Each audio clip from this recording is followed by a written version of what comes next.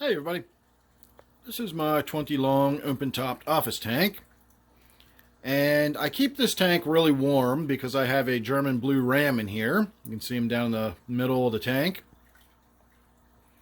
and because I keep it so warm, you can see how much water I've lost since my last water change.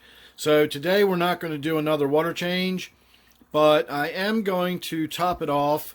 I'm going to take a water sample, and we're going to go ahead and have a look at what the nitrates look like, just to keep an eye on it. I've been doing sort of an ongoing series of videos on this tank where I talk about the nitrates and this German blue ram and whether or not it's suffering any ill effects from being in elevated levels and so on and so forth. So I'm going to get on with adding some water to it. I will take the sample from the tank as it is now before I add any more water to it, because if I add water to it, that'll actually dilute the concentration of the nitrates that the fish is swimming around in right now, and we wouldn't get the same reading. So I'm going to take a sample of the water as is. We'll go ahead and top it off, and then we'll do sort of a kind of halfway before and after. So I guess consider this your before.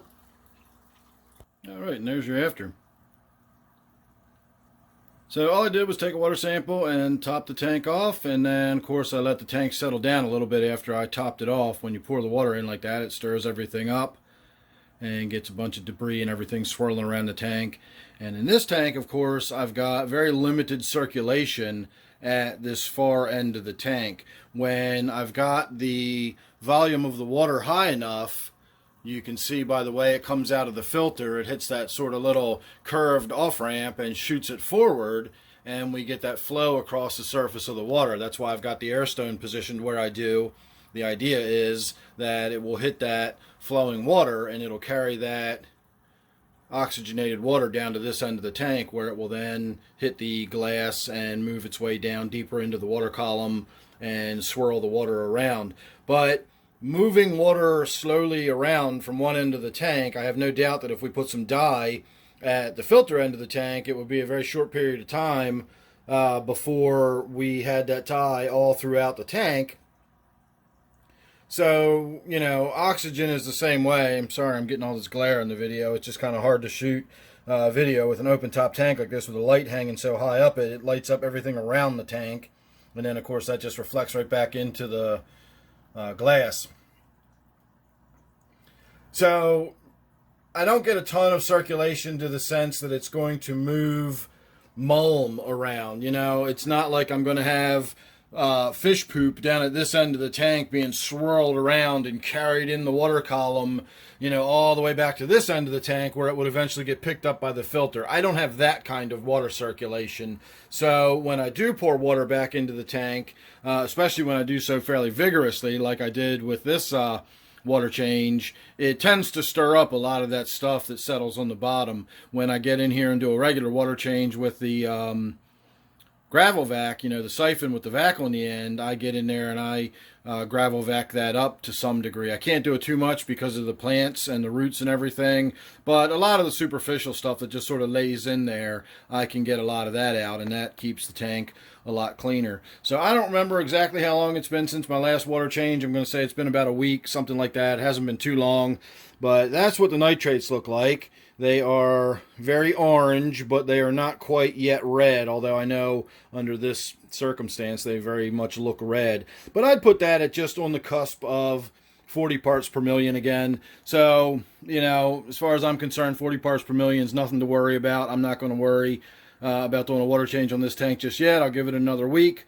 Something like that. I figure about every other week on this tank seems to be about right, and it keeps the nitrates under, you know, 80, 100 parts per million or whatever. That's my upper limit of where I want to do the water change. And it's not because I think the nitrates are going to start hurting the fish, but I use the nitrate test as a proxy to see what's going on in the tank in other ways. In this case, since this tank evaporates so much water as it concentrates down, and I keep my eye on those nitrates, partially we're doing that. I don't do this on all my tanks. I just do water changes when I feel it's time to do a water change. I don't keep them on any kind of schedule, and I certainly don't check the nitrates on a regular basis. This time we're checking the nitrates on a regular basis just because I want to spend some time investigating the levels of nitrates and my German blue ram, I've already long surpassed what common wisdom says about these German blue rams. A lot of people say that, you know, anything over 20, especially over 40 parts per million, will pretty much kill these fish outright. And yet I've had mine living in water like this for months, and it's thriving and doing great and looking fantastic, and it's just having no issues whatsoever. And again, I don't really expect it to, because I don't really believe that the nitrates are that big of a deal. I think they're the boogeyman of the aquarium hobby. Everybody fears the nitrates, but I don't really think the nitrates are that big of a deal. And again, I know I keep saying it, but we will talk more about the nitrates specifically in a video where I actually just sit down and we talk about nitrates, not necessarily in relation to any specific tank or fish or whatever. It's going to be sort of a sciencey sounding video rather than a pretty looking at fish type video.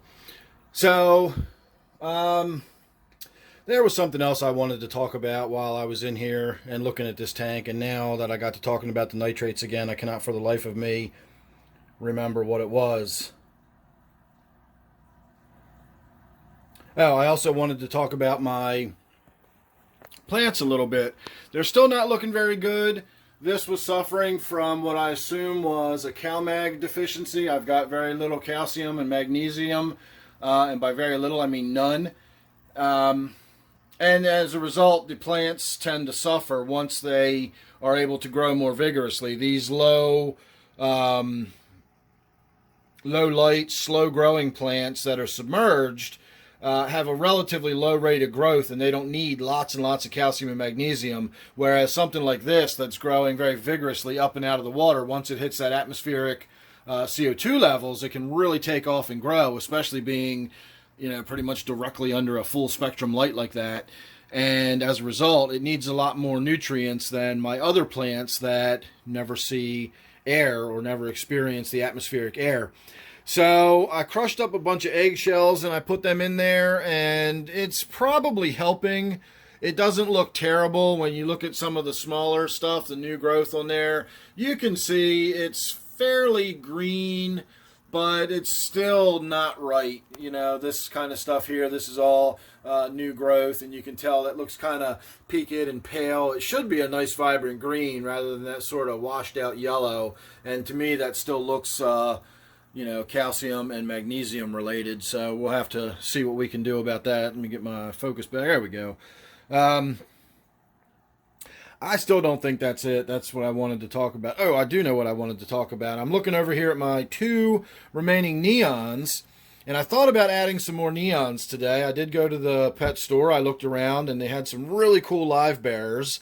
And I thought about bringing some live bearers home, but I started thinking about what tank I could put them in, and then I just stopped myself, because if I'm trying to think of a place where I can put some fish, then it's probably not fish I really need to bring home today. I can actually give that some thought, and they'll certainly be there again in the future if I want to go pick any more up. But as far as the neons go, I thought about with this tank, my chief concern with bringing neons home is bringing home ick.